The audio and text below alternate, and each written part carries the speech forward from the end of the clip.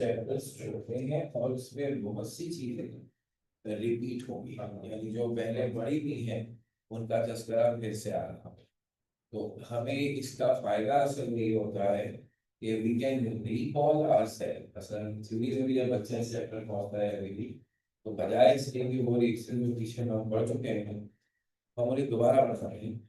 और फिर ये सवाल बच्चे के लिए है कि क्या उसे याद आया कि नहीं आया। तो याद है तो बताया अपनी बात, है ना। मिसाल के तौर पर अल्कोहल्स की प्रिपरेशन में हम आपसे कहेंगे addition of water in alkynes, alkene से अल्कोहल। ये रिएक्शन हमने एल्कीन की एडिशन यूज की, तो अब वो हमें याद आना चाहिए। तो हमें ये फायदा होगा और हम देखेंगे कि इवन इसके बाद चैप्टर एल्डिहाइड में एल्डिहाइड कीटोन में 4 मेथड ऑफ प्रिपरेशन है, सारे पढ़े हुए हैं। यानी इसको पढ़ने की जरूरत ही नहीं है, अगर हम ना पढ़ें तो भी वो हो चुके क्योंकि वो पिछला टॉपिक हो। वो खासतौर में इसलिए ज्यादा आए जाते हैं ताकि बच्चा रिकॉल करे कब से याद आ रहा है या नहीं आ रहा है। इतने यहाँ पर लिखा है। तो अल्कोहल्स का हमें ये तो पता है कि ये है ऑर्गेनिक कंपाउंड्स विद वन और मोर हाइड्रोक्सिल ग्रुप्स। हाइड्रोक्सिल ग्रुप है OH। तो इन कंपाउंड्स की जनरल रिप्रेजेंटेशन हुई ROH। इन कंपाउंड्स की जनरल फॉर्मूला हो गया इस हिसाब से CnH2n प्लस OH। और इनका IUPAC नेम है, हम ऑलरेडी सब तस्वीर से कर चुके हैं, अल्का मॉल।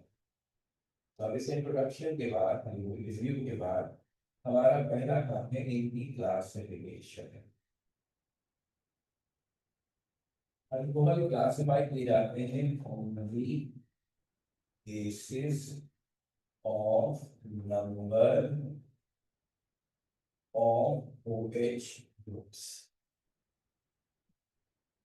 एक अल्कोहल में कितने OH, इसको देखते हुए हम अल्कोहल को क्लासिफाई करते हैं। तो पहला बनता है मोनो हाइड्रिक अल्कोहल्स। नाम से जाहिर हो गया, इसमें होगा 1 OH। और सिंपल अल्कोहल्स जो हम डिक्शनरी में भी इनके बारे में पढ़ेंगे उसमें शामिल है, जैसे इथेनॉल, इथेनॉल, प्रोपेनॉल, सारे एक एक कोर्स। दूसरे नंबर पर है जिसको हम ऑब्वियसली कहेंगे डाई हाइड्रिक अल्कोहल्स, जिसमें 2 OH ग्रुप होंगे। खास और इम्पोर्टेंट बात यह है कि डाई हाइड्रिक अल्कोहल्स को ग्लाइकॉल कहते हैं। ये बात याद रखने वाली, डाई हाइड्रिक से सबको समझ में आ जाएगा 2 OH है, लेकिन सवाल यह आता है कि ग्लाइकॉल में कितने OH ग्रुप है, तो दिस इज समथिंग हमें याद रखना चाहिए। तो इसकी एग्जांपल सबसे मशहूर है ये, जिसका IUPAC नेम है 1,2-ईथेन डायोल, और इसका कॉमन नेम है इथाइलिन ग्लाइकॉल। एंटी फ्रीज है, हमें तो जरूरत नहीं पड़ती। अगर आप लोग कराची के अलावा हमारे ऊपर वाले हिस्सों में रहते होते, इस्लामाबाद या नॉर्थन एरिया में, तो आपकी एज के सारे बच्चों को इथाइलिन ग्लाइकॉल, ये गाड़ी में रेडिएटर जिनमें पानी की जगह इथाइलिन ग्लाइकॉल डालते हैं। तो ये सर्दियों में जैसी टेम्परेचर 4 डिग्री से कम होता है तो पानी फ्रीज होने लगता है और फैलता है तो रेडिएटर की पाइप फट जाती है। तो समझ लीजिए इन इलाकों में माइनस में जाता है टेम्परेचर, बाकी लाइफ स्टाइल ही चेंज है ना, और अपनी गाड़ियों में इस बात का ख्याल नहीं। वो ग्लाइकॉल डालते हैं जिससे पानी का फ्रीजिंग पॉइंट मिल जाता है। तो फिर भी एक सिचुएशन आ सकती है, लेकिन फिर जब बहुत ठंडा -10 -15 हो जाए तब वो सिचुएशन आएगी, तो फिर गाड़ी साइड पर कर दो, रेडिएटर हो गया, या फिर गाड़ी का इंजन ऑन करके इमरजेंसी सर्विस होती है उसमें। जिन इलाकों में ऐसा होता है तो बड़ा कीमती फायरिंग जाएगा। नंबर 3 है ट्राई हाइड्रिक अल्कोहल। इसके 3 OH हो गए। हमारे लिए खास बात है कि इसका भी एक और नाम है और वो है ग्लिसरॉल। और इसकी एग्जाम्पल अगर मैं 3 OH वाला कंपाउंड बना दूं आईपीसी में 1 2 3 प्रोपेन ट्रायोल, और इसको हम कॉमन लैंग्वेज में कहते हैं ग्लिसरीन। ज्यादा बचा ग्लिसरीन, तो में छाले पड़ जाए तो ग्लिसरीन लगाते हैं। This is trihydric. तो ये गलत फहमी और भी हो जाती है, ये हर अल्कोहल शराब नहीं है क्या, कहेंगे अल्कोहल है, ये स्प्रिट है जो चूल्हे में जलता है, गलती से पी भी जाएगा तो उसको बढ़ जाएगा, तो पॉइजन है। तो जो पीने वाला है वो इथेनॉल है, और इथेनॉल में अगर थोड़ा सा भी इथेनॉल मिला दें, 4% भी मिला दें जहर में, तो कितने ऐसा करना है जिससे कोई इथेनॉल है जो ड्रिंकिंग फिक्स, बाकी कोई भी नहीं इस्तेमाल। फिर इसके बाद हम बात खत्म करके कहते हैं पॉलीहाइड्रेट अल्कोहल्स जिसमें मोर देन 3, इसको मोर देन 3 की बहुत बड़ी रेंज है, हजारों ही होते हैं। जो इसकी सबसे मशहूर मिसाल है वो है सेल्यूलोज। सेल्यूलोज पॉलीमर है ग्लूकोज का, तो ग्लूकोज में 6 कार्बन होते हैं, सेल्यूलोज में 2000 ग्लूकोज होते हैं, तो आप इस वाले 12,000 कार्बन होंगे सेल्यूलोज में, और हर कार्बन के साथ बेस लगाओ तो it means 12 carbon base, that's what polyhydrate, ठीक है ना। ओके, इसके बाद एक आम बात, हम आम तौर पे यूज करते हैं सिंपल वाले का पढ़ते हैं, सिंपल वाले का इसमें एक OH को, अच्छा इसमें हम पार्शियली 2 OH वाले को थोड़ा सा पढ़ेंगे, लेकिन एक OH वाला अल्कोहल हमारा सिंपल अल्कोहल है, वो कौन है, मोनोहाइड्रेट। तो अगली बात है क्लासिफिकेशन ऑफ मोनोहाइड्रेट। अब जिसमें एक OH है, हम उसे बिल्कुल उसी तरह क्लासिफाई करते हैं जैसे हमने एल्काइल में सेक्शन किया था, कि वो एक OH किसके साथ लगा हुआ है, प्राइमरी सेकेंडरी टर्शियरी। तो monohydric alcohol could be primary और 1 डिग्री अल्कोहल। तो वही कहानी है कि ऐसा अल्कोहल जिसमें OH ग्रुप उस कार्बन से लगा हो जिसके साथ 2 हाइड्रोजन हो और एक अल्काइल हो। इट कुड बी सेकेंडरी और 2 डिग्री अल्कोहल। तो ये वो है जिसमें कार्बन जिसके साथ OH ग्रुप लगा हुआ है, उसका एक हाइड्रोजन और 2 अल्काइल। और फिर खुद ही ऑब्वियस सी बात है कि टर्शियरी और 3 degree alcohol should be the one where I have 3 alkyl groups attached with the carbon and main OH cohabitate. तो ये क्लासिफिकेशन। इसके बाद हमारी अगली बात है स्ट्रक्चर, अल्कोहल का स्ट्रक्चर। हमने कहा अल्कोहल का structure is very much similar to water, similar to water। Water में क्या होता है, 2 लोग पेयर्स हैं, पानी ऑक्सीजन में और 2 हाइड्रोजन में। तो this angle is 109 sorry 104 point. जो अल्कोहल है उसमें इसी तरह O है और एक तरफ ऐसे OH, लेकिन दूसरी तरफ कौन है, R अल्काइल। तो इस अल्काइल ग्रुप की वजह से ये एंगल थोड़ा सा ज्यादा हो जाता है, 108 होता है। तो कहानी इसकी हुई है, ऑक्सीजन is sp3 hybridized, और इससे बनाएंगे 2 बॉन्ड पेयर and 2 लोन, जैसे कि हमने बताया। एक बात हो गई, दूसरी छोटी सी बात हम अल्कोहल से लिखेंगे, इसको अगर से कर दो।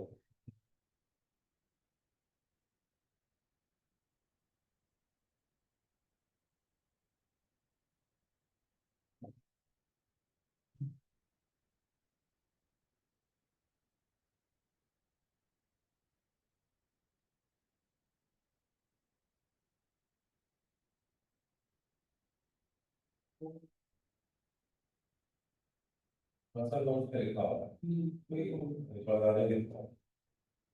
फिर इसके बाद एक है अल्कोहल की फिजिकल,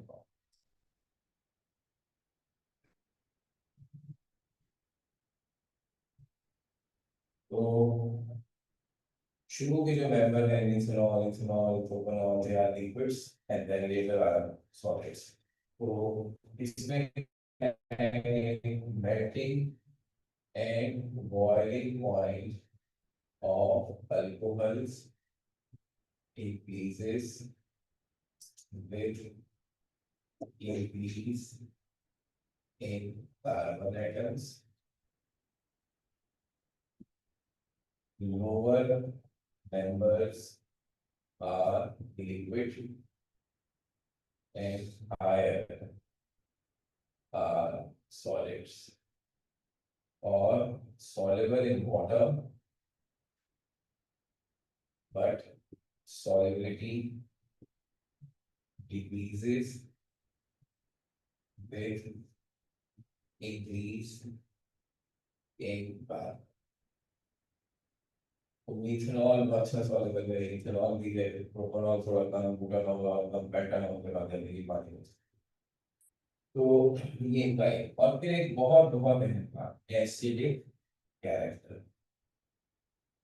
अल्कोहल वीक एसिडिक है, तो अल्कोहल के एच को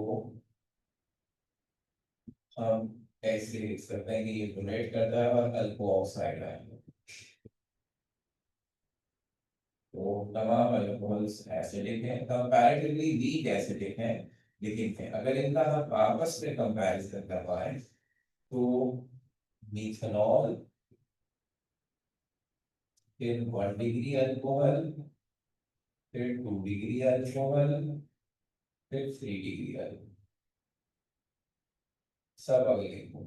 तो एसिडिक कैरेक्टर बढ़ेगा, ऊपर जाता है, यानी इनका आपस में मुकाबला कराया अगर तो मिथेनॉल ज्यादा स्ट्रॉन्ग है, फिर इथेनॉल 1 डिग्री है, 2 डिग्री, उसके बाद सबसे कम एसिडिक है 3 डिग्री। तो ये इस तरह चल रहा है। अच्छा, अब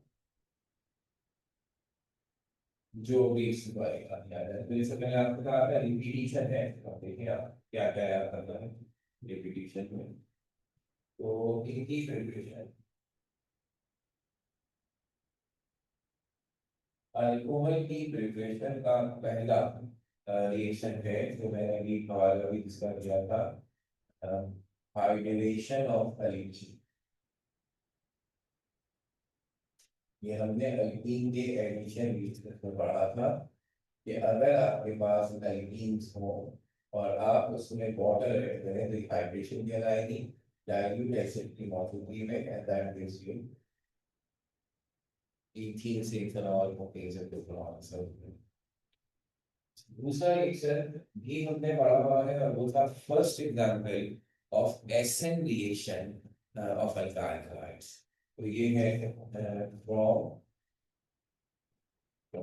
अल्काइल हलाइड्स।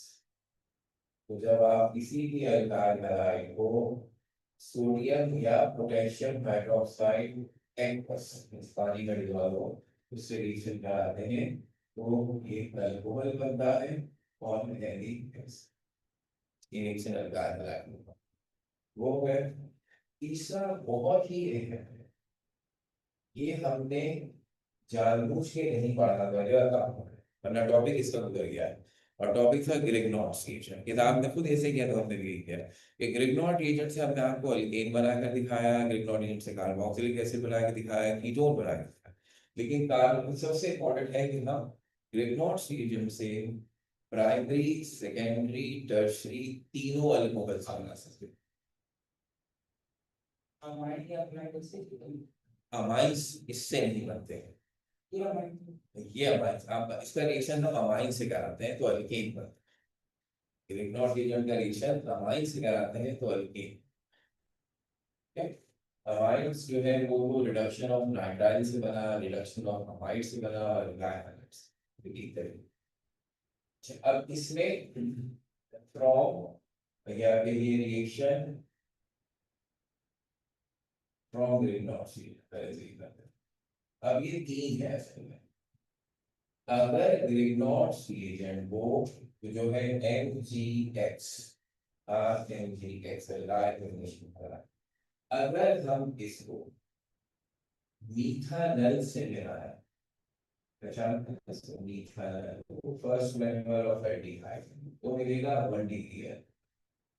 अगर हम इसको मीथानल के अलावा किसी और एल्डिहाइड से मिलाएं, यानी ऐसे एल्डिहाइड से जिसमें कम से कम 2 कार्बन, तो हम उसको सिंपली कह देते हैं अल्काइल, तो 2 डिग्री अल्कोहल बनेगा।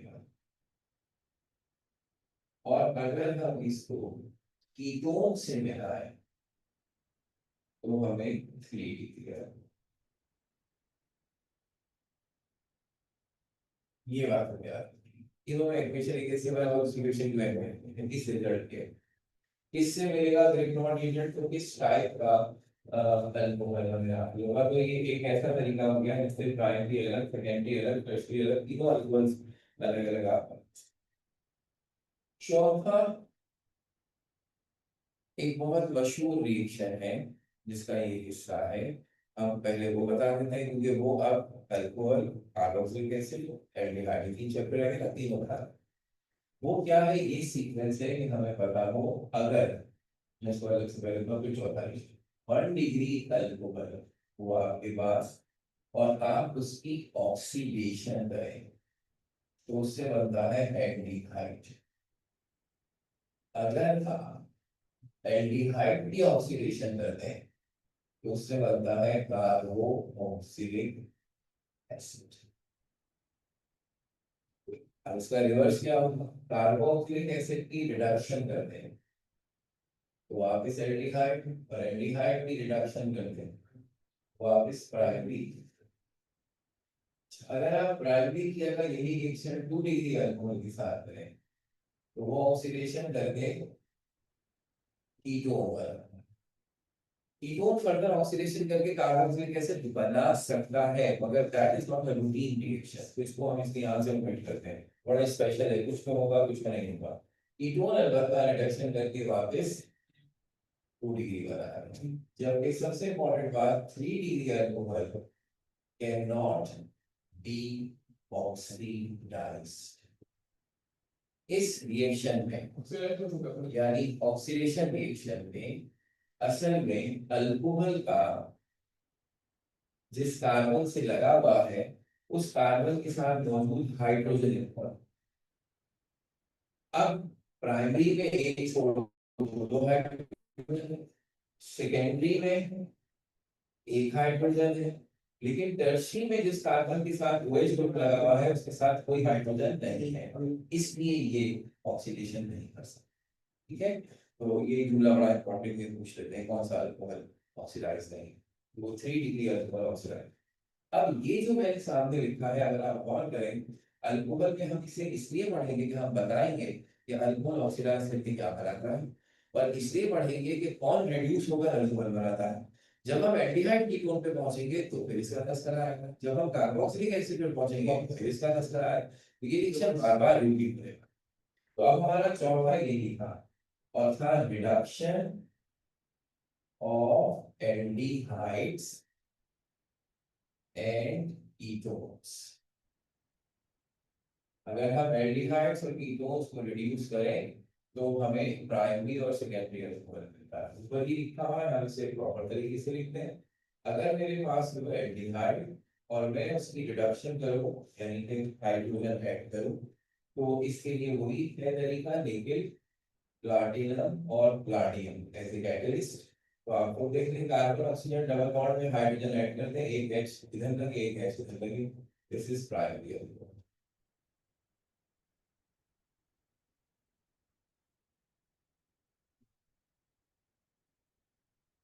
और इसी तरह अगर ये कीटोन हो और हम सेम रिएक्शन सेम कंडीशन तो ये बन जाएगा सेकेंडरी अल्कोहल।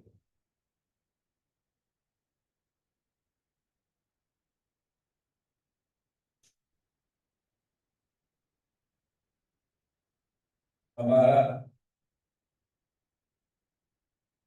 पांचवा मेथड ऑफ प्रिपरेशन होगा अल्कोहल्स को बनाने के लिए, that is reduction of carboxylic acid and ester. उससे भी यही बनता है, तो अब है reduction of carboxylic acid and esters. Technically दो स्टेप है, क्योंकि ये पहले रिड्यूस होगा, ग्रेडियंट बनाएगा, फिर इसको बना देगा। तो इसलिए हम इसको एक ही इक्वेशन जब दिखाना होता है तो हम एक साथ दो हाइड्रोजन ऐड, कंप्लीट रिडक्शन का कॉन्सेप्ट है। और कंडीशन वही है, लेकिन कार्डियम और कार्डियम, तो ये बना देता है प्राइमरी अल्कोहल और वाटर लिक्विड। और इसी तरह अगर हम कार्बोक्सिलिक एसिड के अलावा एस्टर के साथ मिक्स करें तो भी ऐसे ही होगा। दिस और मिथनॉल अल्कोहल, एक अल्कोहल को हिंदू अल्कोहल।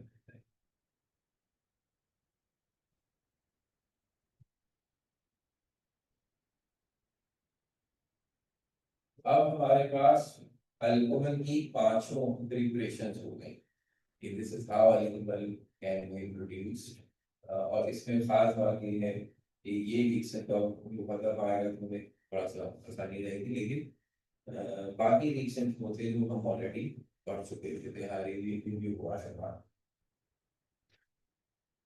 वो भी स्टेप जरूर।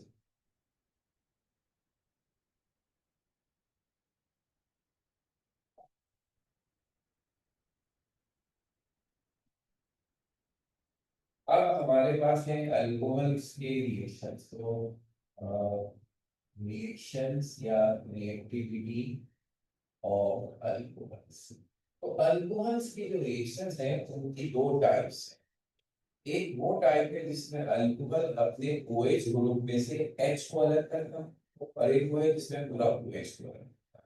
सो one reactions due to OH bond breaking. तो जिसमें OH बॉन्ड ब्रेकिंग का मतलब है अल्कोहल यहाँ से, यानी अल्कोहल अपना एसिडिक कैरेक्टर दिखाता है, तो दिस इज एसिडिक कैरेक्टर। ऐसे तमाम रिएक्शन जिसमें ऐसा होता है उसका हिसाब ये है कि primary alcohols are more reactive than secondary and they are more reactive than tertiary. ये होता है ऑर्डर ऑफ रिएक्शन।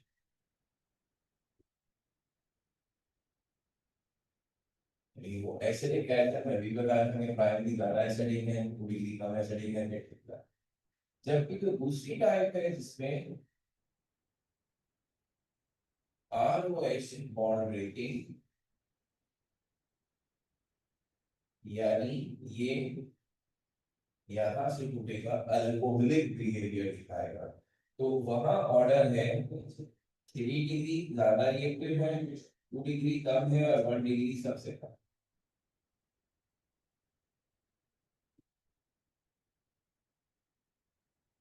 ये इंपॉर्टेंट ऐसी बात है ध्यान रखते हैं। रिएक्शन जैसे मैंने आपको कहा मोस्टली वो है जो हमने पहले से पढ़े हुए हैं। इतने कैसे पढ़े हुए हैं? तो सबसे पहले एसिडिक रिएक्शंस। अल्कोहल के दो रिएक्शंस हैं जो अल्कोहल के एसिडिक कैरेक्टर को रिप्रेजेंट करते हैं। एक रिएक्शन विद सोडियम मेटल, और ये कब पढ़ा था? कब पढ़ा होगा सबसे पहले चैप्टर अल्कली मेटल से। सोडियम का सारे अल्कली मेटल्स में अल्कोहल का रिएक्शन करना। तो अल्कोहल सोडियम मेटल से मिले तो बनाता है सोडियम अल्को ऑक्साइड और हाइड्रोजन गैस इवॉल्व। इसमें सोडियम अल्को ऑक्साइड। और दूसरा रिएक्शन है रिएक्शन विद सोडियम हाइड्रोक्साइड। तो अगर हम अल्कोहल का रिएक्शन NaOH से करवाएं तो ये अपना अल्को ऑक्साइड बनाएगा और वाटर। अब इसके बाकी रिएक्शन, तो उसमें हमारा पहला है रिएक्शन विद HCl, ये हमने पढ़ा था अल्काइल हैलाइड्स की प्रिपरेशन, बड़ा इंपॉर्टेंट है। क्यों? जब कोई भी अल्कोहल HCl से मिलता है तो इसमें हम जिंक क्लोराइड को एटलीस्ट यूज करते हैं, और ये अल्काइल क्लोराइड बना है। अब इसमें आप कहें HCl का कोई भी हेलोजन यूज कर लें, HBr, HI, HF बिल्कुल कर सकते हैं, और यही बनता है लाइट बनता है। लेकिन खासतौर पर इसमें इसका असली क्या है कि the mixture of HCl and zinc chloride is called Lucas reagent. Reaction with Lucas reagent allow us to differentiate primary, secondary and tertiary. तो अगर मैं अल्कोहल्स डिफरेंट लूं और लूकस से इसका रिएक्शन करूं तो तीन डिफरेंट ऑब्जर्वेशंस मिलेंगी। तो जब 1 डिग्री अल्कोहल्स लूकस रिएजेंट से मिलते हैं तो हमें कुछ भी ऑब्जर्व नहीं होता, क्योंकि रिएक्शन इतना स्लो होता है कि काफी देर गुजर जाने के बावजूद भी हमें कुछ नजर नहीं आता। लेकिन जब हम 2 डिग्री अल्कोहल्स के साथ लूकस रिएजेंट का रिएक्शन करते हैं तो हमें मिलती है white liquidy after few minutes. और अगर हम 3 डिग्री अल्कोहल्स का रिएक्शन करते हैं लूकस रिएजेंट के साथ तो इमीडिएटली फॉरन व्हाइट लिक्विडी। तो ये बात साबित हुई कि एक और रिएक्शन है जिसमें अल्कोहल का OH भी कौन है, तो 3 डिग्री वाले कोई नहीं, 2 डिग्री वाले दरमियान है, 1 डिग्री वाले इसमें।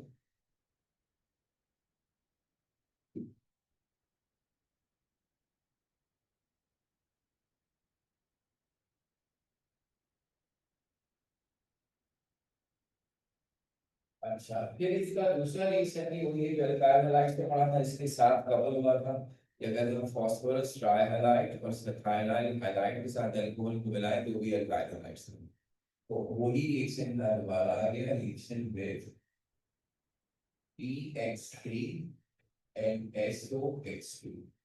So if alcohol is allowed to react with PX3, it forms alkyl halide and phosphorus acid. So this is how equation is balanced. Or other alcohol is allowed to react SOX2, it forms alkyl halide, XX and SO2.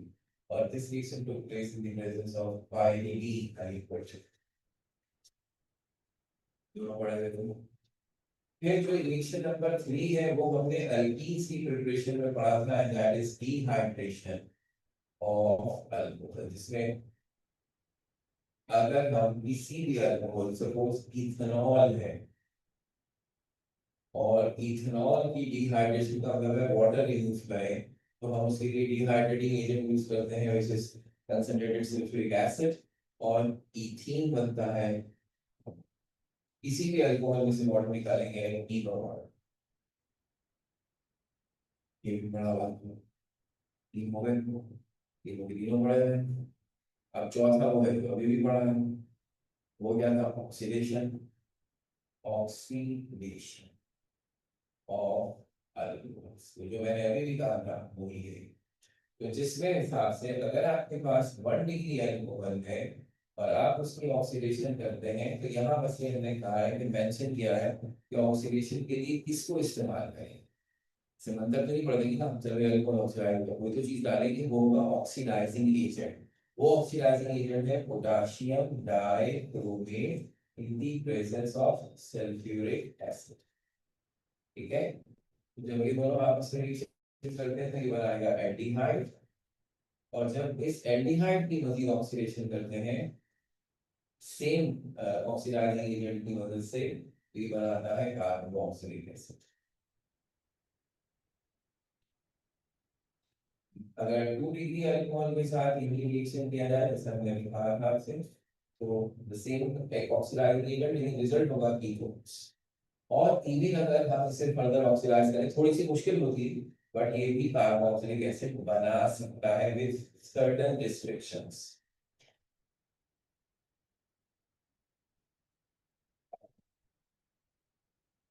ये सारे reactions अभी आपने किए और इनमें से अगर देखा जाए जिस बच्चे ने यहाँ से पहले ही चीज पढ़ी हुई होगी उसे इसमें से एक भी करने की जरूरत तो हमने एक स्पेशल रीजन अल्कोहल में डाला जो कि मोनोहाइड्रिक का भी नहीं है, डायहाइड्रिक ग्लाइकॉल्स का है, and that's the final reason of alcohol.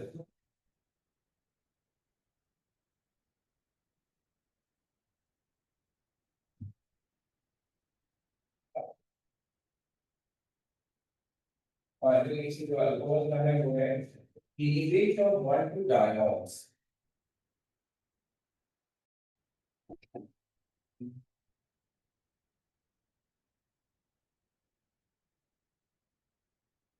One two diols का मतलब है बेसिकली ग्लाइकॉल्स.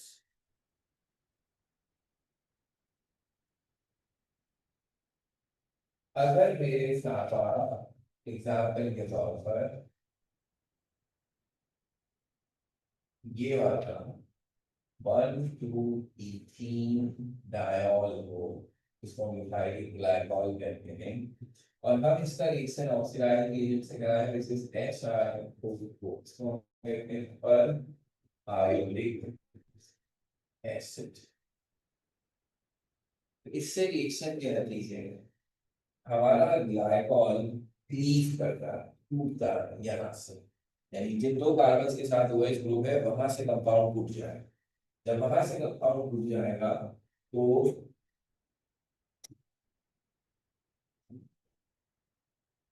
ये वाला हाइड्रोजन और ये वाला हाइड्रोजन सिर्फ OH वाला हाइड्रोजन, और इसका भी सिर्फ OH वाला हाइड्रोजन, ये दोनों हाइड्रोजन पर आयोनिक एसिड के ऑक्सीजन से मिलकर बनाएंगे H2O. और इस तरह पर आयोनिक एसिड का फॉर्मूला बनेगा HiO3, which is iodic acid. अब पीछे क्या फर्क पड़ेगा? पीछे ये फर्क पड़ेगा कि दो हिस्से हो गए और हमें मिला टू मॉलिक्यूल्स ऑफ methanol.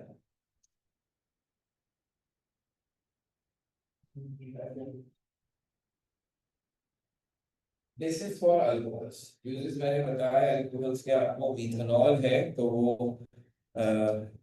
वो इथेनॉल भी इथाइल ग्लाइकॉल की तरह एंटीफ्रीज भी यूज होता है, स्प्रिट है, डोमेस्टिक फ्यूल में इस्तेमाल होता है.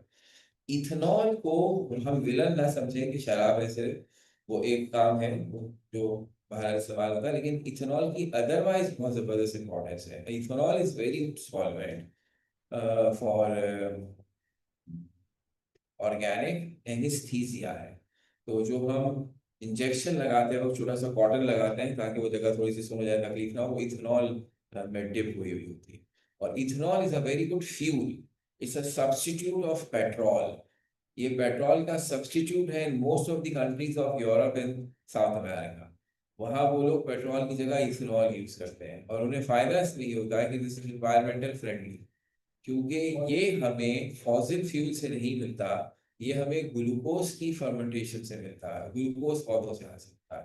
इट मीन जब तक दुनिया में पौधे हैं हम इथेनॉल बनाते रहेंगे, तो कभी खत्म होने वाला नहीं. सीधी सी बात है. दिस इज रिन्यूएबल फ्यूल जो दोबारा बनाया जा सकता है. जो पेट्रोल है is non renewable. Aahista Aahista खत्म हो रहा है, खत्म हो गया.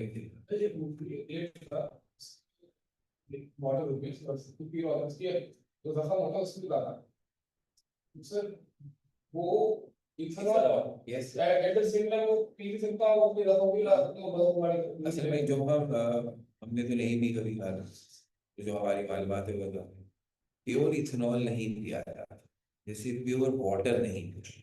अगर आप कहें ना एसी से जो पानी निकलता है डिस्टिल वाटर होता है, पी के देखिए कभी पेट में दर्द हो जाएगा 3 दिन का. हम पीते हैं मिनरल, जिसमें कुछ मिनरल्स होते हैं. बेसिकली मेरी बॉडी को वो मिनरल्स चाहिए, पानी उसकी ट्रांसपोर्ट बनता है. आप जितना पानी पीते हैं उतना ही एक्सक्रीट करते हैं. अल्लाह ना करे किसी आदमी या किडनी में कोई प्रॉब्लम हो जाए ना, तो डॉक्टर इसको एस्टिमेट करने के लिए 24 आवर्स की ऑब्जर्वेशन करते हैं, जिसमें वो उस पेशेंट को या तो कहेंगे घर पे कर लो या हमारे यहाँ आ जाओ. पानी पियो गिन के, यूरिन करो गिन के, यानी आप पूरा हिसाब लगाएंगे मैंने दिन में कितने गिलास पानी पिया, तो वो जग मार्क्ड होगा ग्रेजुएटेड, ये 300 ml पी लिया, फिर मैंने 300 ml पी लिया, फिर मैंने 300. और जब आप यूरिन करेंगे you have to collect it in a jar. वो जार कलेक्ट होकर आप गिनेंगे कितना. So if I drink 3000 ml and I exceed 3000 ml, it means my kidney is properly working. लेकिन अगर वो 3000 बाहर नहीं निकला है तो इट मीन्स वो बॉडी में डिपॉजिट हो रहा है. This is not good for me. इसका मतलब मुझे पानी नहीं चाहिए, जितना भी है सब निकाल लो. जो चाहिए क्या? पानी में मौजूद मिनरल्स. इसी तरह इथेनॉल के अंदर एक इफेक्ट है कि वो एल्कालॉइड बेसिकली रखता है, फिजियोलॉजिकल एक्शन रखता है हमारी सेंसेशंस पर. तो चूंकि दर्द पे लगाते हैं तो दर्द नहीं होता, वो जो छिड़का गया ना वो दर्द खत्म करने के लिए किया है, उससे इलाज नहीं हो गया, उससे वो बाद में होता रहेगा. लेकिन जो पेन होता है ना, उस पेन से वक्ती तौर पर रिलीफ मिलता है, क्योंकि वो जगह सुन हो जाती है जैसे इंजेक्शन लगाते वक्त जाती है. तो इस चक्कर में जब हम शदीद सर्दी में, इन लोगों का कहना है आप शराब इसे पीते हैं, बहुत सर्दी है, जब पीते हैं तो थोड़ा बेहिसी, यानी उनको सर्दी नहीं लगती. इस टून बनाने के चक्कर में सब काम होता है. अब प्योर इथेनॉल का तो कोई जायका ही नहीं है, वो तो दवाई से भी बदतर है. तो वो उसके अंदर फ्लेवर ऐड करते हैं, जो आप सुनते हैं ना वाइन शैंपेन, तो ये तो वो उसमें ये फ्लेवर ऐड करते हैं. और जो हमारे यहाँ लोगों ने बना रखा है बियर पी सकते हैं कि उसमें तो सिर्फ 10% अल्कोहल होता है. तो बियर में पोर्शन ऑफ इथेनॉल कम है, लेकिन एक आती है नॉन अल्कोहलिक बियर जिसमें अल्कोहल नहीं डालते. अगर वो नहीं डालते तो ठीक है, अगर झूठ बोल रहे हैं तो फिर आप हंसते हैं. लेकिन अगर 5% 10% भी है तो दिस इज शराब. क्योंकि हम जो पी रहे होते हैं वो वैसे भी 100% नहीं होती, उसमें हमें फ्लेवर ऐड करना पड़ता है ताकि पिया जा सके, मजे ले सके आप. तो बेसिकली ये वो कोको कोला है कह लीजिए, जिसमें हमने सॉल्वेंट में अल्कोहल डाला. तो अब चूंकि वो जो भी थी उसमें थोड़ा सा अल्कोहल भी था, वो अल्कोहल सोन कर सकता है, तो ये यूज किया. सिंपल बात है. तो ये इथेनॉल ब्राजील वगैरह में, आधे यूरोप में पेट्रोल की जगह गाड़ियों में डाले. और हमारे यहाँ भी 2013 में जब ये नून लीग वालों की गवर्नमेंट थी उस वक्त ये आया था प्रपोजल. तो चूंकि लोगों में अवेयरनेस कम है तो मौलवियों ने शोर मचा दिया था कि अपनी शराब गाड़ी में डाल देंगे. वो चक्कर में रुक गया, वरना that is the best option against petrol. लेकिन अब वो मामला आहिस्ता आहिस्ता वैसे खत्म हो जाएगा, इलेक्ट्रिक कार आ जाएंगी. पेट्रोल की ये सारे अरब कंट्री वाले बहुत इन्होंने याशियां कर ली ना, करते कराते कुछ नहीं है, सब खत्म. बस वो जनरेशन कौन सी होगी, हमारी होगी, आपकी होगी, आपके भी बाद वाली होगी, दैट्स अ क्वेश्चन. जो बॉश वाले हैं जर्मन्स, पता नहीं आप में से कौन मैकेनिकल इंजीनियर भी बन जाए तो क्या बात है उसकी. बॉश जो है जर्मन कंपनी है, वो इन्वर्टर्स बना रही है कि अब आपके पास, सबके पास कंबस्टाइल गाड़ी है, पेट्रोल डाल के चलाते हैं, तो वो कंबस्टाइल गाड़ी में वो कन्वर्टर लगेगा तो वो इलेक्ट्रिक कन्वर्टर. जैसे कि जमाने में सीएनजी वाला आया था ना कि मेरी गाड़ी तो पेट्रोल पे चलती है तो सीएनजी का मुझे लगानी है, तो वो कन्वर्टर लग जाता था, तो आपकी गाड़ी गैस पे चलती. अब ये हाइब्रिड वाला मॉडल, लेकिन हाइब्रिड वाला मॉडल नहीं महंगा है, ये कन्वर्टर बनाती है हर एक अपनी. ये तो हाइब्रिड बनी हुई आ रही है ना. अब मेरी गाड़ी हाइब्रिड नहीं है, मैं अपनी गाड़ी जब इन्वर्टर लगाऊंगा हाइब्रिड हो जाएगी. चाइना वाले ने उसे चोरी कर लिया. अब देखो चाइना, उन्होंने एग्जैक्ट उसकी कॉपी बना ली और बहुत से पहले मार्केट में डाल दी. रो रहे हैं. वो कहते हैं हमने किसी एग्जीबिशन के लिए पता नहीं फोर्ड वालों को या मर्सिडीज वालों को एक बैग उसका सैंपल दिया था, वहां से चूज हुआ और चाइना वालों ने हमसे पहले कॉपी करा. इतने देख रहे हैं जीनियस. अभी अब चल रहा है, तो दुनिया में हालात चल रहे हैं ना, तो यूथ की भी और ग्रुपों की भी आगे कुछ लानी चाहिए ना. अब 10 लाख फौज रख के कामयाबी नहीं करती है. ग्राउंड वॉर तो हो ही नहीं रही ना, इंडिया पाकिस्तान नहीं हुई ना अफ्रीका इसराइल हुई. ग्राउंड वॉर तो भूल जाएगा, ये सारे फौजी हट आराम बैठे रहेंगे, इनकी भी जरूरत नहीं पड़ेगी. जरूरत पड़ेगी टेक्नोलॉजी. और अभी आप यहाँ पायलट तो थोड़े दिनों में इनकी भी नहीं पड़ने वाली. जो एआई वाले बैठे हुए ना, वो जहाज बनाएंगे तो बगैर पायलट के चलेंगे, घर बैठ के ड्राइंग रूम से कंट्रोल करेंगे कहाँ जाएंगे भी. ये टेक्नोलॉजी है सर. आप देखिए ना कितने फखर से कहता है ट्रम्प, सिर्फ मेरी फौज ऐसा कर सकती है. That's true. और किसी में इतना दम नहीं है कि किसी की भी एयर स्पेस में ऐसे घुसेगा उनके बाप को भी पता ना चले और घर कर आगे सारे हम 2 दफा कर चुके हैं. बड़े फखर से बैठे हैं कि हमने इंडिया को यूज कर दिया, 2 दफा हमारे सदस्य से हो चुका है. एक दफा तो आप पैदल ही नहीं लोग. एमन कांसी एक बंदा था जिसने कुछ खड़ा था अमेरिका में, उसको पेशावर के होटल से ये जहाज उतरा था हमारी एयरबेस पर, उसको उठाया था होटल से, गिरफ्तार किया था, वापस लिया था. हमें तब खबर मिली थी जब वो मुल्क पहुंच गया था. वो चौधरी शुजा साहब है ना, वो सब वजीर दाखिला थे, उनको तब पता चला था सबको. जहाज आया, कमांडो उतरे, होटल से उसको निकाला, ले गए. और यही हम उसके साथ करना उसामा बिन लादेन ने. यार उनको तो पता भी नहीं चला था कब आया. तो वापस जाकर ट्रम्प ने कहा फिनिशिंग कर लिया, वो जो बैठा और हमें पता है उस टेक्नोलॉजी का मुकाबला कर ही नहीं सकते।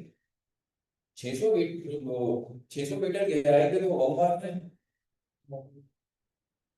फिर थोड़ी और आगे तो ये सब टेक्नोलॉजी पढ़ लिख के दूसरा करो।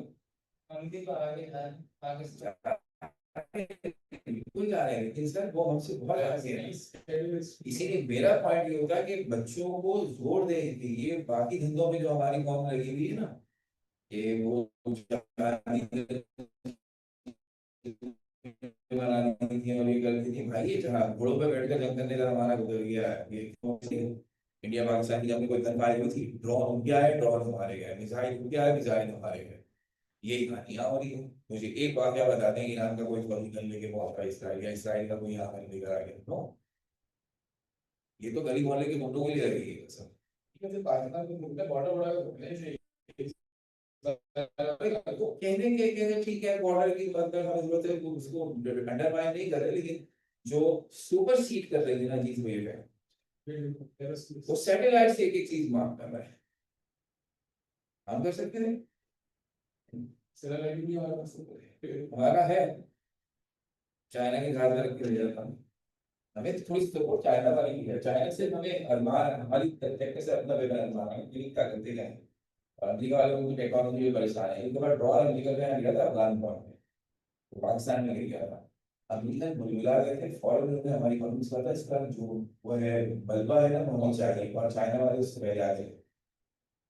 चाइना वाले ने कॉल किया था, उनके इंजीनियर पहले आ गए, ले गए उन्हें फैसिलिटी से नीचे, और उनका अमेरिका का दायरा में टेक्नोलॉजी के लिए वो इतने तेज है, देख के पौधे मारते हैं। ऐसे हम भी बताएं क्या हम लोग इंस्पायर है। Okay, this is all about alcohol. Alcohol एक खत्म नहीं हुआ, एल्कोहल का दूसरा पार्ट है aromatic alcohol, which are called phenols. Phenols वो अल्कोहल है जिसमें OH ग्रुप ओपन चेन नहीं बल्कि बेंजीन लिंक के साथ है, और हम इसको कहते हैं organic compounds in which one or more OH groups are attached to aromatic ring like benzene. तो जरूरी नहीं है बेंजीन, बेंजीन के तरह का कोई भी एरोमेटिक कंपाउंड हो और उसके साथ OH ग्रुप लग जाए, तो ये कैटेगरी कहलाएगी फिनोल्स, इसके साथ लगा हुआ है S। तो फिनोल्स का नेम, तो this is the group of compounds. और अगर इसकी सबसे सिंपल एग्जांपल वो है जिसमें बेंजीन के साथ एक OH लगा, तो इत्तेफाक से इसका नाम भी फिनोल, मगर एस नहीं होगा, सिंगुलर में लिखेंगे तो that means this particular compound, S लगा देंगे तो पूरी फैमिली। और इसी का दूसरा नाम आप इसी से बना सकते हैं बेंजीनॉल, और इसका तीसरा कॉमन नेम है कार्बोलिक एसिड। तो अब सबसे पहले एसिड की क्लासिफिकेशन और उसी का जैसा अल्कोहल सीडी, यानी on the basis of number of OH।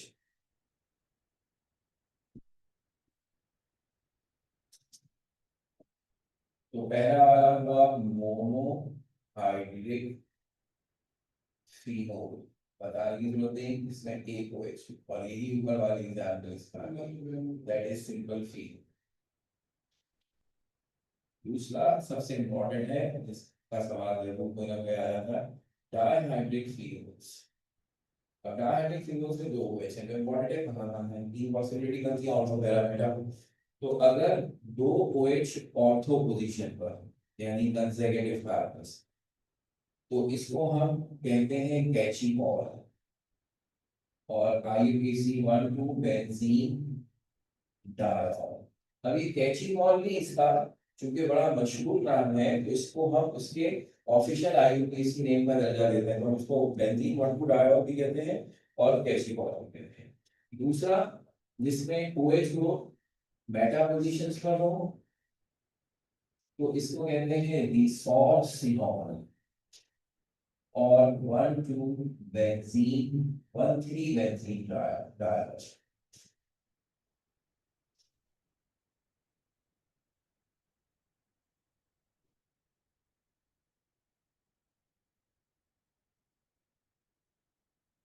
तीसरा होगा जिसमें OH पैरा पोजीशंस पर हो, तो 1,4 बेंजीन डायोल, और उसका दूसरा नाम है हाइड्रोक्यूनोन।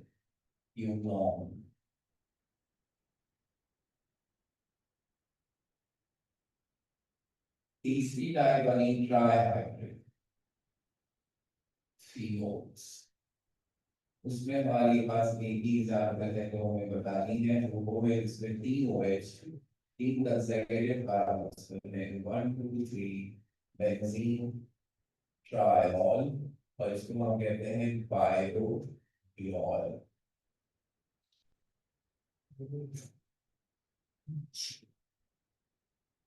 इस क्लासिफिकेशन के बाद हम फिनोल की भी वही बात करें, अगर दैट्स एसिडिक कैरेक्टर। ये पॉलीमेरिक आ जाता है, पॉलीहाइड्रोजन ऐसे इसमें भी मतलब इससे ज्यादा होंगे तो पॉली कहते हैं, लेकिन नॉर्मली इतने ज्यादा होंगे सिस्टमेटिक, तो इसलिए हम सबसे एसिडिक जो है ये है, यानी अगर मेरे पास फिनोल है तो वो भी अपना H पॉजिटिव डोनेट करके फिनो ऑक्साइड बनाता है। फिनोल नॉर्मल अल्कोहल से ज्यादा अच्छा एसिड है, तो हमारा ऑर्डर ये बनता है ऑर्गेनिक कार्बोक्सिलिक एसिड, ऑर्गेनिक की सबसे स्ट्रॉन्ग एसिड। वैसे केमिस्ट्री में वीक है, इनऑर्गेनिक से इनका कोई मुकाबला नहीं, लेकिन ऑर्गेनिक में सबसे स्ट्रॉन्ग कार्बोक्सिलिक है, फिनोल दूसरे नंबर पर है, और अल्कोहल तीसरे नंबर। ये बात है। तो वो रिएक्शन जिससे हमें फिनोल का एसिडिक कैरेक्टर पता चलता है, सेम है जैसे अल्कोहल में थे। पहला रिएक्शन विद सोडियम वाटर, तो जब हम फिनोल का रिएक्शन सोडियम वाटर से कराते हैं तो ये अपना सॉल्ट बनाता है, इसका नाम है सोडियम फिनो ऑक्साइड और हाइड्रोजन गैस इवॉल्व होता है।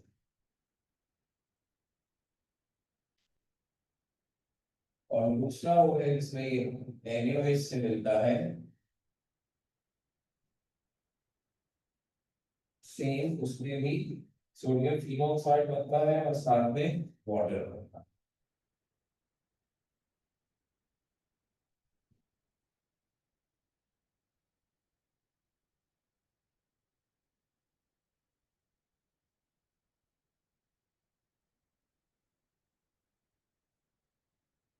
इन दोनों से फिनोल का एसिडिक कैरेक्टर।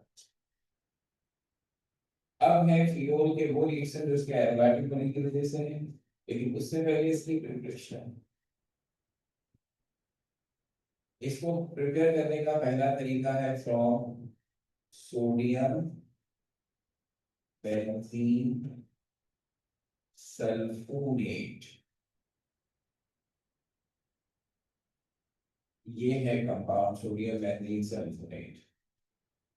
हम इसका रिएक्शन करवाते हैं NaOH के साथ, तो हमें मिलता है first step sodium phenoxide, sodium sulphide और वाटर।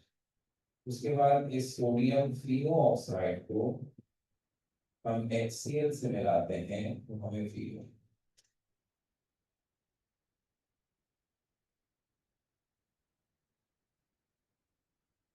पिछले में बस वेरिएशन जा रहा है।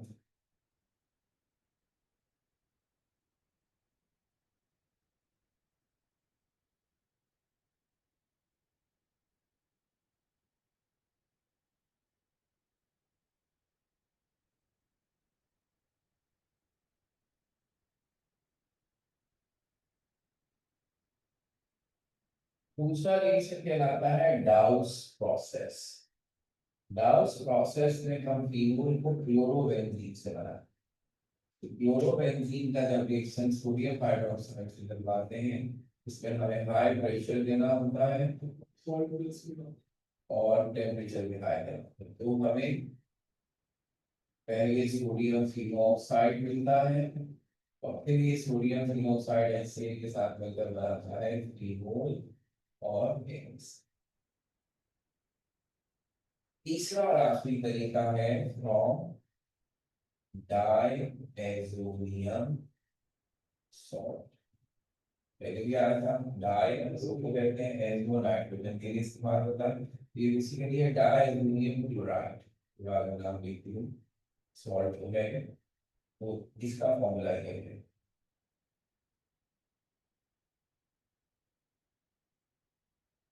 इसका रिएक्शन, इसकी हम हाइड्रोलाइसिस करते हैं। तो ये बना लेता है नाइट्रोजन, HCl और CO।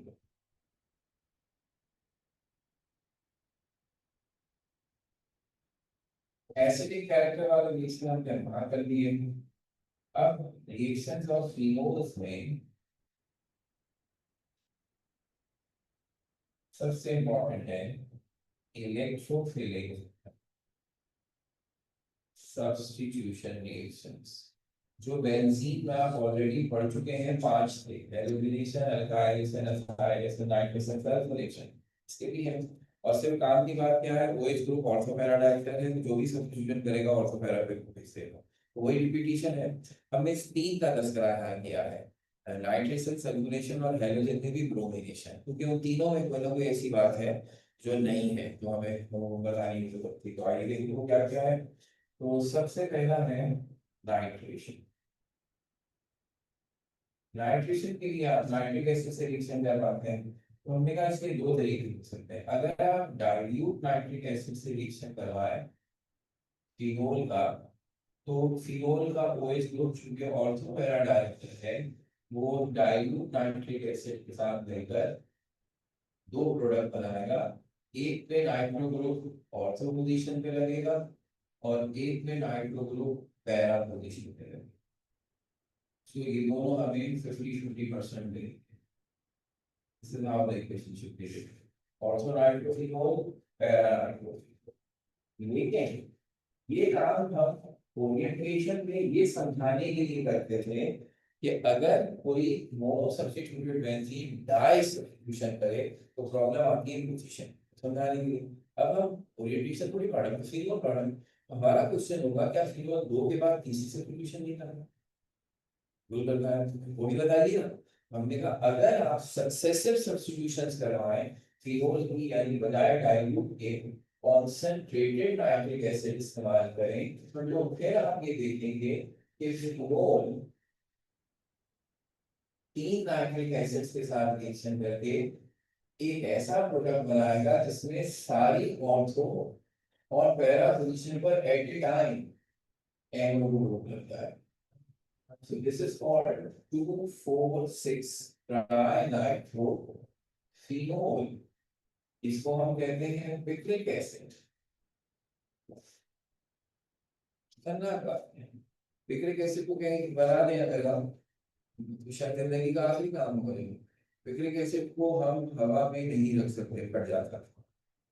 तो बनाते वक्त भी ख्याल रखते हैं और रखते वक्त किसी सॉल्वेंट में डिसॉल्व करते हैं। जब तक ये सॉल्वेंट में है ये सेफ है। जैसे ही सॉल्वेंट अगर इवेपोरेट हो गया,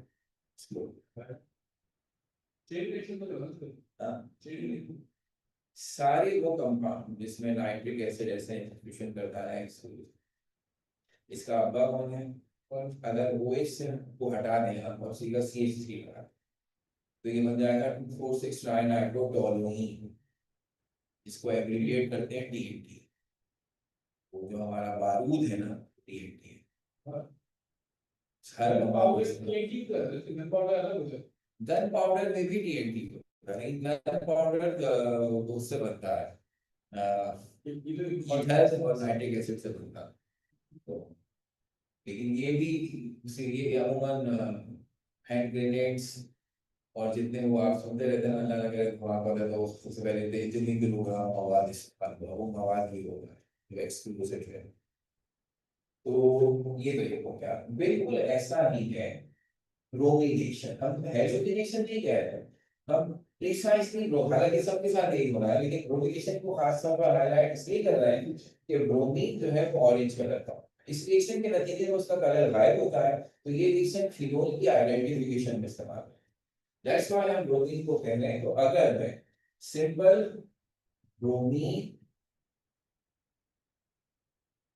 FeBr3 कैटलिस्ट की मौजूदगी में इस्तेमाल करूं, तो ये वो ब्रोमिनेशन है जो हम इलेक्ट्रोफिलिक में पढ़ते हैं। OH उसके ऑर्थो पैरा डायरेक्टर है, ये ब्रोमीन से फेरिक ब्रोमाइड की मौजूदगी में रिएक्ट करेगा और दो प्रोडक्ट बनाएगा, एक में OBr ऑर्थो पे होगा, एक में Br पैरा पे होगा और 2HBr साइड होगा। लेकिन अगर मैं यही रिएक्शन ब्रोमीन वाटर से करा तो फिर वही होगा जो भी पिछले एसिड वाले खेल करवा है कि फिनोल का एक मॉलिक्यूल अगर ब्रोमीन वाटर से मिले तो सक्सेसिव सब्स्टिट्यूशन होगी और ब्रोमीन के 3 ग्रुप जो है वो ऑर्थो पैरा की तीनों पोजीशंस पर लग जाएंगे और ये बनेगा 2,4,6 ट्राई ब्रोमो 3। इस कंपाउंड की अहमियत सिर्फ ये है कि इस ब्रोमीन वाटर का कलर ऑरेंज है, इस रिएक्शन के नतीजे में पोलिमराइज होता है, तो आप इस रिएक्शन को ब्रोमीन की आइडेंटिफिकेशन के लिए इस्तेमाल नाइट्रेशन ब्रोमिनेशन। सल्फोनेशन भी इसलिए डिस्कस होगी कि उसमें एक छोटी सी स्पेशल चीज है, वो क्या है, नॉर्मली जब कोई चीज ऑर्थो पैरा डायरेक्टर हो तो हमें ऑर्थो पैरा प्रोडक्ट और हम कहते हैं ऑलमोस्ट बराबर, if not exactly 50-50 तो almost 50-50, but in some cases ये 50-50 नहीं करता और वो उस सूरत में होता है कि जब ऑर्थो पैरा प्रोडक्ट की स्टेबिलिटी इसी वजह से डिफरेंट है, वो सल्फोनेशन की केस। तो जब आप सल्फोनेशन करवाते हैं फिनोल की तो आप फिनोल का रिएक्शन सल्फ्यूरिक एसिड उसूली तौर पर हमें ऑर्थो पैरा दोनों में रिएक्शन करते हैं, लेकिन क्या ख्याल होता है अगर रिएक्शन लो टेम्परेचर 20 डिग्री पे हो रहा है तो इस टेम्परेचर पर ऑर्थो प्रोडक्ट ज्यादा स्टेबल है और पैरा प्रोडक्ट कम स्टेबल है। तो ऑर्थो बेसिकली ज्यादा बनता है, पैरा भी बनता है मगर कम, तो हम रिपोर्ट ऑर्थो को करते हैं। और अगर यही रिएक्शन आप 100 डिग्री पे कर दें तो पैरा ज्यादा स्टेबल हो जाएगा और ऑर्थो लेस स्टेबल। तो इन दोनों क्या रिलेटिव अमाउंट टेम्परेचर पे डिपेंड करता है, लो टेम्परेचर पर ऑर्थो ज्यादा बनता है, हाई टेम्परेचर पे पैरा। तो ये चीज बताने की जरूरत है। आखिरी स्पेशल रिएक्शन है ऑक्सीडेशन। ऑक्सीडेशन किसकी, तीनों किसकी मौजूदगी में, उसके ऑक्सीडाइजिंग एजेंट की मौजूदगी में, जो कहलाता है potassium dichromate and sulphuric acid. इसके नतीजे में एक स्पेशल चीज बनती है, इस स्पेशल इसको हम कहते हैं बेंजोक्विनोन।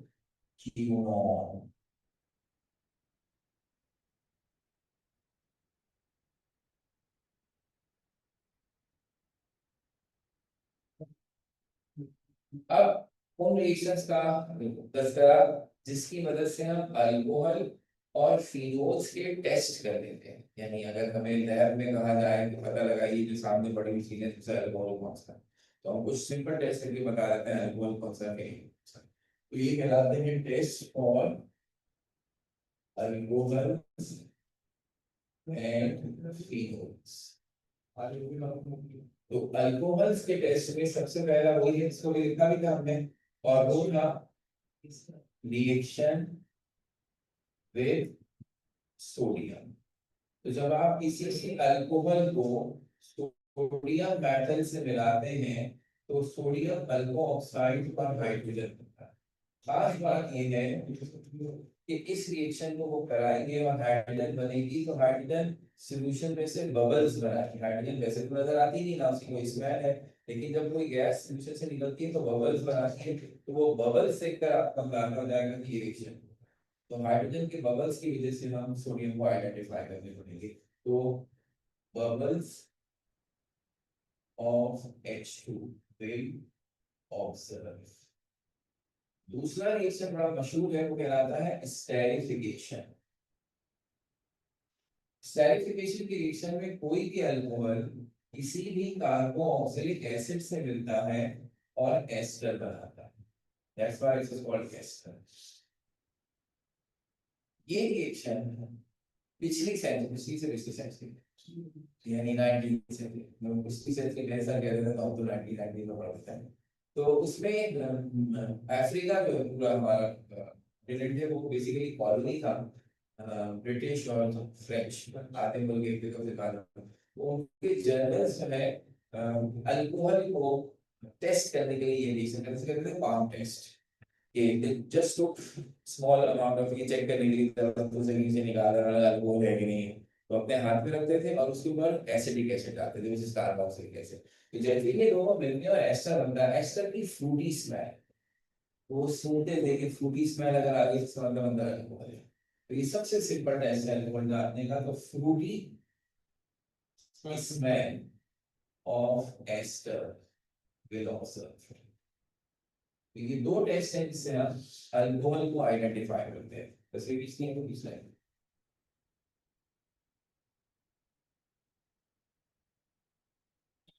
सर ये ऐसे फायर एसपीसी में जाता है फिलहाल, क्या चीज इसकी सोर्सेस क्या है फिलहाल?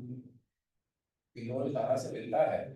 नेचुरल सोर्सेज से नहीं मिलता, बनाना पड़ता सिंथेटिक हो तो तरीके बड़ा है और लिखा में बात किसी निकला पार्शियली हमें फिनोल की कुछ अमाउंट मिल सकती है by the fractional distillation of coal tar, जो हमने पढ़ा था टॉपिक हाइड्रोकार्बन्स वाला, जब हमने पेट्रोलियम की रिफाइनिंग की थी तो कहा था कोल tar मिलता है, उसकी फ्रैक्शनल डिस्टिलेशन से बेंजीन भी मिलता है और कुछ कुछ फिनोल्स भी मिलते हैं। तो वो एक सोर्स वाहिद है और इसीलिए ये टॉक्सिक है बहुत फिनोल, वैसे कलरलेस सॉलिड है लेकिन लाल लाल दिखता है because of the impurities present, it's very toxic. तो इसी वजह से हम जब तक इसको अलग ना कर लें हम पेट्रोल को एज इस्तेमाल नहीं कर पाते।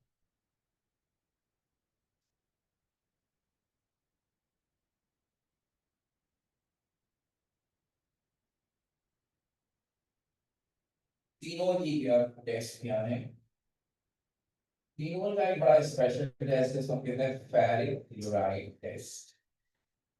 इसमें हम फिनोल, अब फिनोल को आसानी की देना फॉर्मूले की जरूरत नहीं, C6H5OH, इसका रिएक्शन करना है फेरिक क्लोराइड से, तो हमें एक कॉम्प्लेक्स मिलता है फेरिक फिनोक्साइड कॉम्प्लेक्स, जिसका फॉर्मूला ये होता है कि एक Fe के साथ लिगेंड के तौर पर फिनोक्साइड के 6 यूनिट्स लगे हुए होते हैं।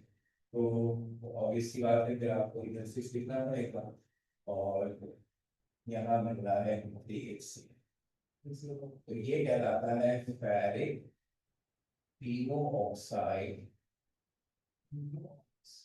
कॉम्प्लेक्स, जिसका कलर रेड होता है। तो इसकी फॉर्मेशन से हमें पता चल जाता है फिनोल है, लाल रंग बन गया फिनोल बन गया।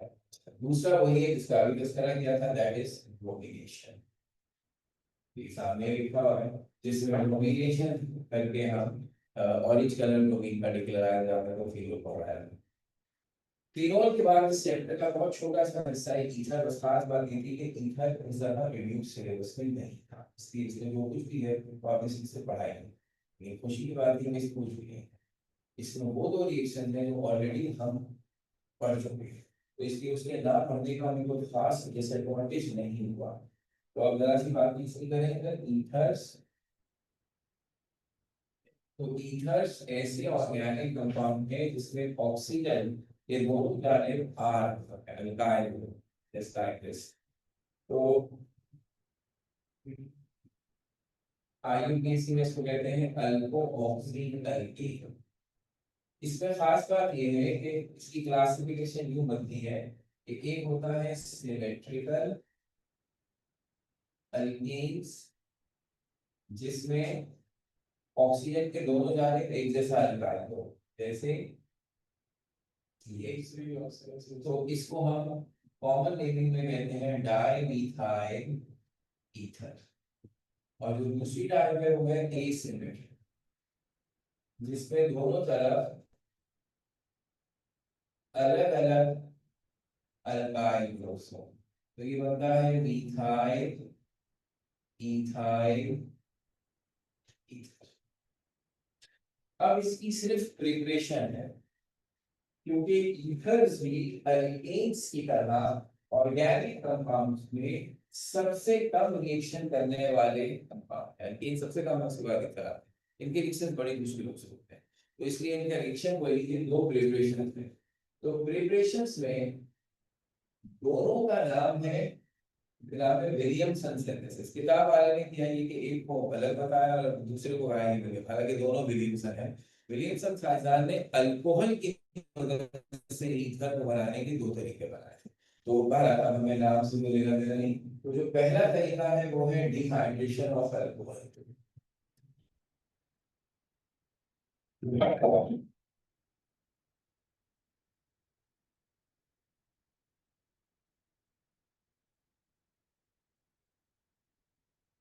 इसमें सिर्फ एक कंडीशन है और वो ये है कि अगर हमें याद आया तो कोई देने का हमने एक डिहाइड्रेशन ऑफ अल्कोहल पढ़ी थी जिससे ईथीन बना था, ईथीन। मतलब हम कह रहे हैं डिहाइड्रेशन ऑफ अल्कोहल से ईथर बनेगा, तो गड़बड़ की बात है ना। दोनों में फर्क है। दोनों में फर्क ये है कि अगर अल्कोहल्स को कंसंट्रेटेड H2SO4 से मिलाएं रूम टेम्परेचर पर तो ये ईथर का, और अगर हम अल्कोहल्स को कंसंट्रेटेड सल्फ्यूरिक एसिड से मिलाएं हीट करें तो ये टेम्परेचर में डिफरेंस होगा। बस एक दूसरा फर्क। अल्कीन बनाने का, ईथर बनाने के लिए तमाम अल्कोहल्स चाहिए थे, और जबकि अल्कीन बनाने की शर्त है कम से कम दो कार्बन वाला अल्कोहल हो जिसके एक कार्बन पर OH हो और दूसरे कार्बन के साथ H हो, ये शर्त है। इसका मतलब है ये वाला रिएक्शन सारे अल्कोहल्स नहीं करते, लेकिन ये रिएक्शन सारे अल्कोहल्स करते हैं। तो जेन्युइन डिहाइड्रेशन ऑफ अल्कोहल ये वाले। उसके लिए अच्छा, दूसरा रिएक्शन है तो ये भी विलियमसन का ही, लेकिन भारत इसको किताब में लिखा है विलियमसन सिंथेसिस। ये भी हमने इसलिए पढ़ी है कि इसके दो स्टेप है, दोनों हमने अलग अलग जगह पढ़े हुए। कैसे कि जब अल्काइल हैलाइड सोडियम हाइड्रोक्साइड से मिलते हैं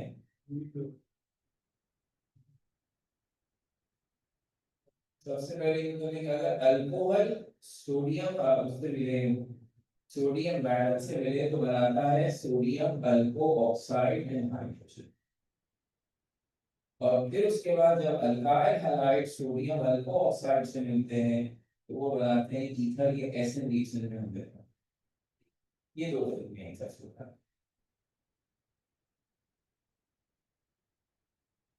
तो इसका मतलब ईथर वही नॉमिनल सा। अब छोटा सा थोड़ा सा काम एल्डिहाइड का बता देते हैं, थोड़ा सा टाइम में उसी बात पे बात होगी। हमारी नेक्स्ट क्लास संडे को होगी, उसमें हमारी ऑर्गेनिक के रिएक्शन वाला है सब, यानी एल्डिहाइड और कार्बोक्सिलिक एसिड दोनों चल छोटे छोटे। उसके बाद फिर वो हिस्सा रह जाएगा general chemistry, industrial, economic, environmental और स्पेक्ट्रोस्कोपी। एल्डिहाइड कीटोन का शायद खास एडवांटेज ये है कि इसमें कम से कम प्रिपरेशन में सारे एक साथ आपके पड़े हुए हैं, सिर्फ हमें याद कर ये हिसाब में। दिस इज कॉल्ड चैप्टर 8 और इसको हम कह रहे हैं कार्बोनाइड कंपाउंड्स 1, और इसमें है एल्डिहाइड्स एंड कीटोन्स। कार्बोनाइड इस ग्रुप, अब हर वो कंपाउंड जिसमें ये ग्रुप मौजूद है वो कहलाएगा कार्बोनाइड। ठीक है ना, तो एल्डिहाइड में भी है, कीटोन में भी है,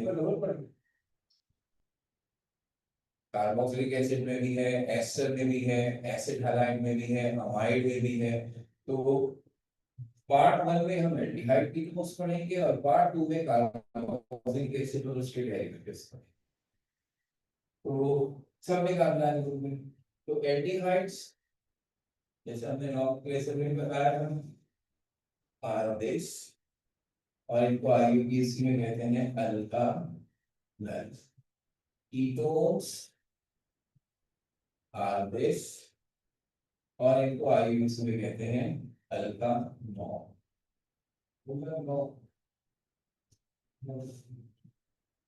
ठीक हो गई बात। अच्छा, अब दोनों में फर्क ये है कि एक पे कार्बोनाइल ग्रुप होने पे होता है और एक पे नहीं, लेकिन फंक्शनल ग्रुप तो कार्बोनाइल है। इसलिए हम देखेंगे कि जब हम इनके मेथड्स ऑफ प्रिपरेशन डिस्कस करते हैं तो मोस्टली दे आर सेम, यानी एक ही हेडिंग में सारे के मेथड्स ऑफ प्रिपरेशन आ जाते हैं। तो अब हम देखते हैं कि वो कौन कौन से तरीके हैं जिनसे हमने एल्डिहाइड्स और कीटोन्स को बनाया है। और जैसे कि हमने कहा कब आता है, कब आता है, कब पढ़ा है, ये देख लेते हैं। तो सबसे पहला है ऑक्सीडेशन। अभी अभी दो दफा बात है। तो जब आपके पास होगा 1 डिग्री अल्कोहल और आप उसकी ऑक्सीडेशन करेंगे in the presence of potassium dichromate and sulfuric acid, they're gonna give you aldehydes. और 2 डिग्री अल्कोहल से करेंगे सेम, तो they're gonna give you ketones. तो अभी भी पढ़ा है दोबारा 3 degree alcohol oxidise. Special reaction जो इसके बनाने के थे पुराने थे बने इसमें आ अल्काइन यानी कि ट्रिपल बॉन्ड, उसका एक रिएक्शन था कि addition of water in alkyne, उससे एल्डिहाइड भी बनता है और उससे ये रिएक्शन हमने अल्काइन से किया। इसका मतलब है नया नहीं है। अगर हमने पीछे की चीजें की हुई है अगर हमें याद है तो हमें ये था हाइड्रेशन ऑफ। तो इसकी खास बात ये है कि जब इथाइन इस्तेमाल करें, दैट इज दिस, इसका रिएक्शन करवाया पानी के साथ, तो हमें चाहिए होता है कि हम यहाँ मर्क्यूरिक सल्फेट और सल्फ्यूरिक एसिड को यूज करें कैटेलिस्ट का। पहले स्टेप में होता ही है कि ट्रिपल बॉन्ड खत्म हो गए डबल बॉन्ड बनाते हैं, एक कार्बन से एच फिर एक के साथ बेस लगता है, इसको हम कहते हैं इथेनॉल। ये अनस्टेबल होता है, इसमें जो OH के साथ हाइड्रोजन है यानी ये अपनी जगह बदल के इस कार्बन के साथ लगेगा, इसको हम कहते हैं मॉलिक्यूलर रीअरेंजमेंट। यहाँ आ गया और डबल बॉन्ड कार्बन और ऑक्सीजन के बीच में आ गया, तो ये बन गया इथानॉल। एल्डिहाइड सिर्फ कैसे हो इथेनॉल से अच्छा इथेनॉल जो हुआ है एल्कीन एक्चुअली नहीं, पहले बेस जो हुआ क्या है, ये वाला हाइड्रोजन निकल गया और ये डबल बॉन्ड चला। अब सवाल हुआ फिर में हमने स्ट्रक्चरल आइसोमेरिज्म की 4 टाइप्स पाई थी, चेन पोजीशन सब फंक्शनल और मेटामेरिज्म। एक पांचवी होती है जो हमारे सिलेबस में नहीं थी लेकिन यहाँ उसका काम है, तो कहते हैं टॉटोमेरिज्म। ठीक है, और उसकी शर्त ये है कि अगर डबल बॉन्ड ऐसे कार्बन के साथ हो जिसके साथ बहुत ही इलेक्ट्रोनेगेटिव एलिमेंट मिला, तो ये इलेक्ट्रोनेगेटिव एलिमेंट बाय इलेक्ट्रॉन्स को अपनी तरफ खींचते हैं। तो ऐसा इनोल टाइप मॉलिक्यूल जो है वो स्टेबल नहीं हो सकता, वो अपने आप को स्टेबल फॉर्म करता है। इंपॉर्टेंट बात ये है कि 2 कार्बन वाली इथाइन से इथेनॉल यानी कि एल्डिहाइड बना, लेकिन अगर ये किसी और अल्काइन से रिएक्शन करवाओ प्रोपाइन ब्यूटाइन पेंटाइन हेक्साइन तो हमेशा कीटोन मिलेगा। इथाइन से इथेनॉल है, कैसे क्यों मिलेगा भाई, उसकी वजह है मार्कोनिकॉफ रूल। ये है प्रोपाइन, आप प्रोपाइन के साथ इसी तरह वाटर ऐड करें same sulphuric acid mercuric sulphate, तो मार्कोनिकॉफ रूल के मुताबिक जिस कार्बन के साथ कम हाइड्रोजन है OH उसके साथ मिलेगा, ये बनेगा। और अब ये H इधर और डबल बॉन्ड इधर आएगा यानी मॉलिक्यूलर अरेंजमेंट होगी, तो this becomes propanone, this is the ketone. तो हमें याद इक्वेशन तो नहीं याद रखना, हमें याद रखना है कि इथाइन से इथेनॉल और प्रोपाइन से या किसी भी और अल्काइन से कीटोन, प्रोपानॉन ब्यूटानॉन जो भी हम इस्तेमाल करेंगे। इसके बाद एक रिएक्शन था ओजोनोलाइसिस, ये पढ़ा था हमने एल्कीन में भी और अल्काइन में भी। जो अल्कीन वाला है वो इथाइन इस्तेमाल, अल्काइन से तो ये हो गया, अल्कीन से हमारा रिएक्शन है ओजोनोलाइसिस, ओजोन से रिएक्शन। इसकी कहानी ये है कि अगर कार्बन और कार्बन के बीच में डबल बॉन्ड है और हम ये कहें कि इसमें ये सिंपल इथीन है, इथीन का मतलब है सबके साथ हाइड्रोजन का, दिस इज इथीन। इथीन जब ओजोन से मिलता है तो पहले एक चीज बनाता है जो अनस्टेबल है और उसको हम कहते हैं ओजोनाइट। ऐसे CH2, ये O, ये O, ये भी CH2, इसको कहते हैं ओजोनाइट। इसका रिएक्शन कराते हैं जिंक से। 3 ऑक्सीजन है, जिंक उसमें से एक ऑक्सीजन लेके भाग जाता है, जिंक ऑक्साइड बनाता है।